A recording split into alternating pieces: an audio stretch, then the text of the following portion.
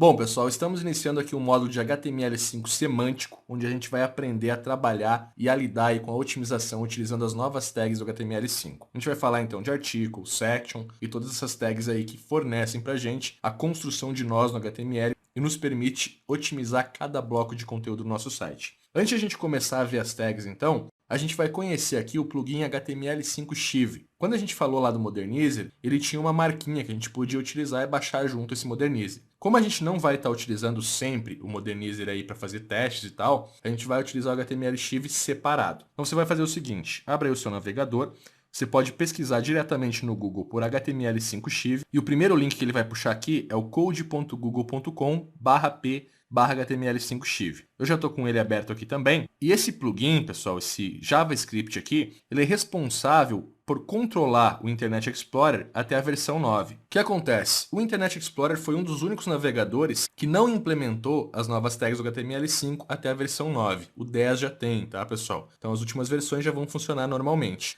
E a gente tem aqui uma condição, você pode ver, que quando o meu usuário estiver utilizando o IE na versão 9 ou inferior, aí sim ele vai implementar esse script JS. O que ele faz? Ele percorre o documento e cria o elemento DOM dessas novas tags. E também já passa o CSS para mantê-las como bloco e como elas devem ser. Você vai fazer o seguinte, pode clicar diretamente aqui em Download HTML5 Chive, ele vai baixar a biblioteca para você.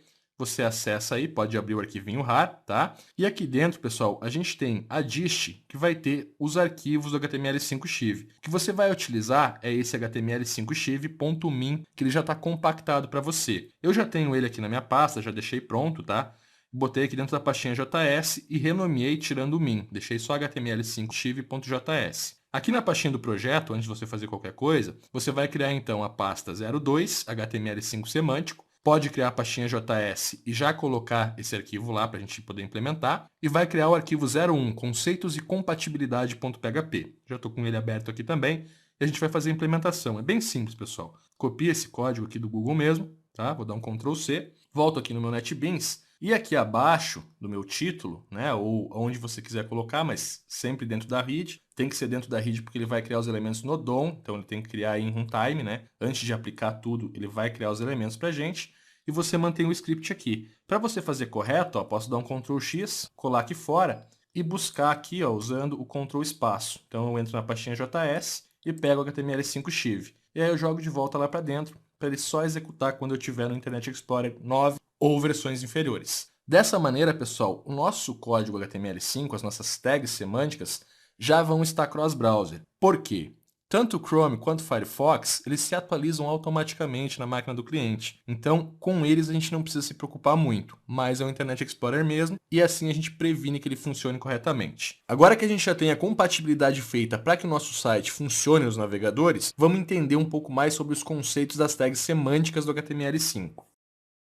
Primeiramente, pessoal, as tags semânticas elas vão servir para que a gente consiga relacionar os conteúdos e definir a importância de tudo que a gente servir na internet. A gente consegue fazer com que cada conteúdo tenha sua importância e a gente consegue manipular esse conteúdo com relação ao seu título, com relação ao seu cabeçalho e com todos os atributos possíveis para servir conteúdo realmente otimizado. Vamos iniciar aqui então uma análise falando sobre o XHTML e o HTML5. Para que você entenda esse gráfico, pessoal, sempre que a cor aqui for laranja, né, que a gente tiver um fundo laranja, a gente tem um elemento semântico. Os azuis aqui são elementos irrelevantes, ou seja, a gente como ser humano consegue visualizar e consegue entender esses elementos, mas os motores de busca não, ok? Então vamos dar uma olhadinha aqui no XHTML. Primeiramente, a body é sempre semântica.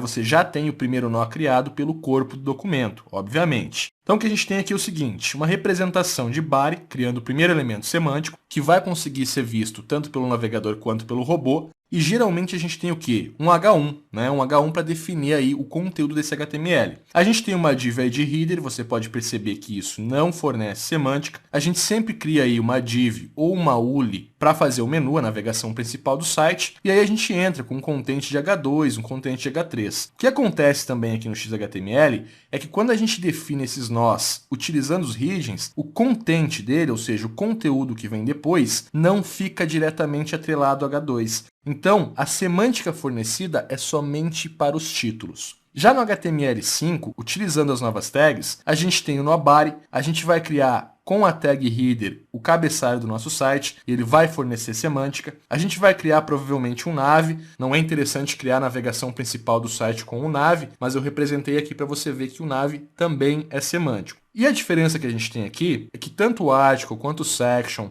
quanto essas outras tags semânticas, elas conseguem relacionar o conteúdo. Ou seja, você passou o article, definiu ali o heading desse article para dizer sobre o que é esse conteúdo. Esses headings passam a não ser mais para criar o nó, e sim para passar informação sobre o que aquele content está falando, e você tem o conteúdo relacionado. A gente criando um article, a gente consegue relacionar todo o content dele a esse article. Aqui a gente tem uma representação também de section com o article dentro. A section também relaciona todos os articles, e a gente consegue criar cada bloco, então, otimizando e sempre relacionando o seu conteúdo. O mesmo acontece com o footer, tá? O footer ele não cria nós, mas ele é uma tag semântica também que relaciona o conteúdo para o motor. E a gente tem o aside, que também faz um nó, e você pode trabalhar então com section ou com article dentro desse nó. Vamos avançar aqui então. O que a gente tem agora são as tags semânticas. Vamos entender cada uma delas. Primeiro, pessoal, o article é um elemento autocontido. É como se ele fosse um segundo body ou um nó principal dentro do HTML. Você pode ter vários deles, não tem problema. Só que ele é autocontido por quê? O article é o único elemento do HTML5 que permite que você utilize header, footer, aside e todos os outros elementos dentro dele. Ele fornece essa arquitetura para a gente e ele tem um contexto muito importante dentro de um site. Então vamos ler aqui. Este é um elemento autocontido, pode ser um post, um artigo, entre outros. Poderia ser uma publicação de blog, poderia ser um bloco de content. Por exemplo, você tem lá a seção de notícias, tem 4 notícias, em vez de a gente utilizar uma URL para listar essas notícias, que não forneceria semântica nem otimização, a gente pode utilizar 4 articles e aí a gente consegue mensurar esse conteúdo para o navegador. Depois a gente tem aqui o aside, pessoal. O aside pode ser utilizado como se fosse a nossa sidebar, só que ele tem uma diferença. Por ele ser semântico, é aconselhado que o conteúdo seja relacionado. Ou seja, você vai utilizar o aside para criar uma sidebar e mostrar aí, de repente, os artigos mais vistos ou os mesmos artigos da categoria, mostrando conteúdo relacionado. Criar um widget, de repente, para a pessoa assinar aquela página, né? Mas tem que ser relacionado com o conteúdo, porque ele fornece semântica, e se você não fizer isso bem, você provavelmente vai estar desviando a atenção tanto do seu usuário quanto do motor de busca. O aside, então, é um elemento que indica uma seção do documento com conteúdo relacionado, pode ser um sidebar, ok? O nosso elemento footer, pessoal, do contrário do que muita gente pensa, ele não serve para você criar o rodapé do seu site. O footer está diretamente atrelado ao elemento pai dele, ou seja, se eu colocar um footer dentro de um article, esse footer vai ser o rodapé daquele article e não do site. Então você pode utilizar também mais de um footer fornecendo semântica, e você pode criar neles links relacionados também, ou seja, um link de saída daquele artigo para que o seu usuário continue tendo aí mais dicas sobre aquele conteúdo. Você pode relacionar conteúdo então utilizando o footer. O footer então é um elemento que representa um rodapé para o elemento pai ou mais próximo a ele.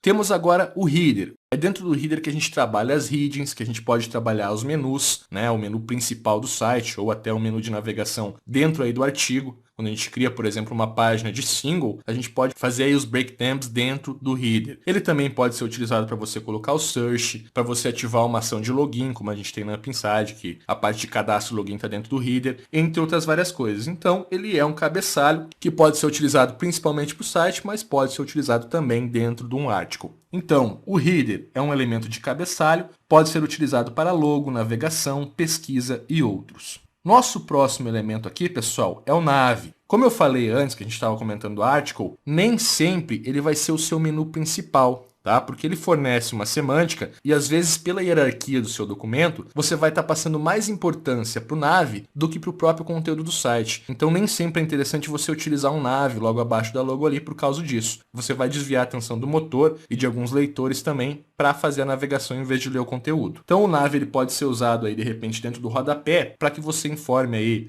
navegação reversa, para que você possa informar direitos autorais, né? Fazer uma página aí de direitos de uso e tudo mais, ou indicar outras páginas, mas sempre para dentro do site, tá, pessoal? Nunca utilize um elemento nav para colocar um link que vai sair do seu site, porque aí você oferece a semântica para que as pessoas abandonem o seu site, para que os motores também abandonem. Então, o nav é um elemento que indica uma navegação, pode ser utilizado para apontar os principais blocos de navegação do site. E por fim, a gente tem aqui o section. O section, pessoal, ele representa uma seção genérica do seu site. Um exemplo bem legal seria aí a página inicial da UpInside, onde a gente tem ali os cursos. Os cursos estão dentro da seção cursos, né? Depois a gente tem ali os artigos, que estão dentro da seção artigos. Então você cria uma section, essa section vai criar um novo nó no seu documento, que permite você informar um título dizendo notícias sobre tecnologia. E dentro dessa seção você vai criar vários artigos sobre tecnologia, ok? Então section é um elemento que representa uma seção genérica de conteúdo do site, realizando um agrupamento temático. Então essas são as tags semânticas do nosso HTML5. Depois a gente tem aqui os complementos. O hgroup, pessoal, é um elemento que a gente utiliza geralmente dentro de um header, ou geralmente solto aí dentro de uma section ou de algum elemento semântico, quando a gente quer passar mais de uma tag H. Ou seja, eu quero passar um H1 para definir um título e um H2 para definir um subtítulo que vai aí se relacionar com esse título para oferecer mais semântica para o meu artigo. Se eu fizer isso fora do hgroup, eu vou criar dois nós no documento e um não vai se relacionar ao outro. Então eu estou criando aí um conteúdo que não é mensurável, que não seria interessante. Se eu coloco um hgroup, posso colocar H1, H2 até H6 dentro desse hgroup, que só um nó no documento vai ser criado. Então a gente fornece um agrupamento desses títulos e mantém os nós do HTML com o sentido correto, sem fazer aí vários nós então por causa desses títulos.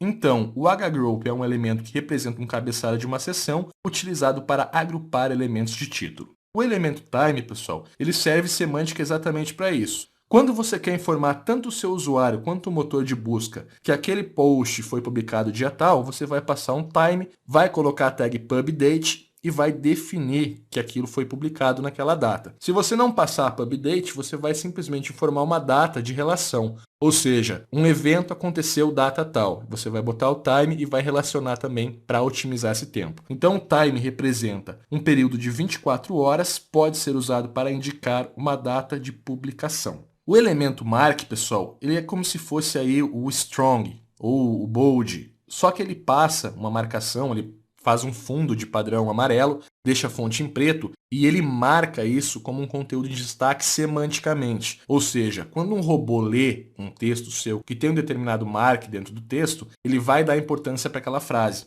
Então ele é uma marcação onde você utiliza para dar mais importância semanticamente a um trecho aí do seu texto, ou uma palavra. De repente você está citando um livro, na hora de botar o nome do autor, você bota um mark para dar destaque a isso. Então o mark representa um trecho de texto em destaque. Vamos continuar aqui então. A gente tem agora uma outra representação aqui dos nós do HTML. Para que vocês entendam mais, claro, eu vou mostrar para vocês aí também depois na prática como esses nós funcionam, mas eu fiz uma representação aqui. Quando a gente tem o XHTML, os únicos elementos que criam nós no HTML são as regions. O que você tem é o quê? O H1 definindo o título mais importante e o conteúdo não relacionado. Quando você define um H2, ele passa automaticamente a ter menos importância dentro do contexto do HTML e o content também não será relacionado. Quando a gente tem novamente H3, o mesmo acontece, ele passa a ter menos importância que o H2 e o content novamente não é semântico, não está diretamente relacionado ao título. Se você passa um novo H2 ou um novo H3,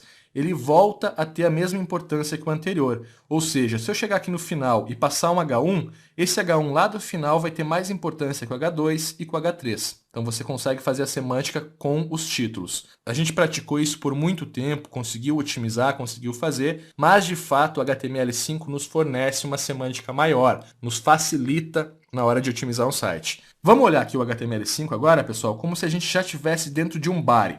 Então, fora desse contexto aqui, a gente já teria o nosso nó principal do HTML e iniciaria o conteúdo aqui. Quando a gente utiliza uma tag semântica, automaticamente o conteúdo informado dentro dessa tag é relacionado. Então, eu consigo manter o conteúdo sempre dentro do meu contexto. Perceba que eu tenho aqui um section, teria um H1 informando o assunto dessa seção e eu tenho aqui um laço envolvendo todo o conteúdo. Dentro desse section, eu poderia ter 3 artigos, article passando H1 e com o conteúdo relacionado. Nos 3, pessoal, a semântica é fornecida agrupando todo o conteúdo do nosso elemento semântico. Aqui, por outro lado, eu tenho um article no H1, como se fosse um dos nós mais principais do meu documento. Novamente, eu envolvo todo o conteúdo interno, eu forneço então a semântica total, e depois eu tenho aqui o content, e dentro desse content eu tenho uma relação para um section, informando mais 2 artigos, que poderiam ser artigos relacionados a esse, e eu tenho um aside, que seria um sidebar, com um article e um widget dentro. Todos relacionados e atrelados ao meu conteúdo. Então a semântica fornece essa globalização toda. Bom, pessoal, agora que a gente já viu um pouco mais sobre esses elementos semânticos e como eles funcionam, vamos passar aí para a prática e vamos começar a servir conteúdo otimizado utilizando esses elementos.